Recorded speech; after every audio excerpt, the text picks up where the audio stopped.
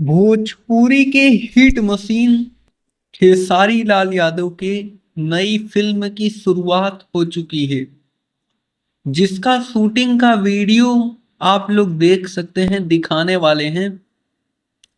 आपको बता दें कि मतलब खेसारी लाल यादव की फिल्म बन रही है एकदम शानदार तरीके से। और इस समय एक और फिल्म की शूटिंग चल रही है।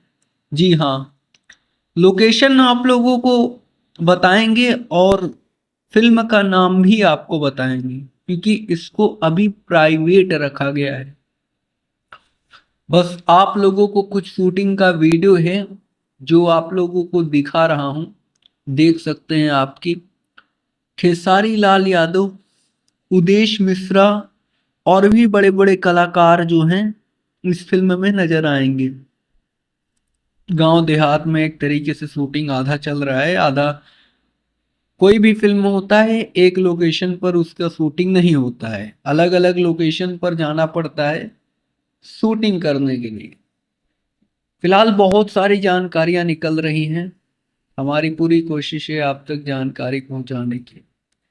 और ऐसे ही भोजपुरी इंडस्ट्री से रिलेटेड तमाम न्यूज देखने के लिए आप हमारे साथ जुड़ सकते हैं। चैनल को सब्सक्राइब करें, बेल नोटिफिकेशन कॉल पर सेलेक्ट कर सकते हैं, जिससे भोजपुरी इंडस्ट्री की हर खबर आपको सबसे पहले मिले।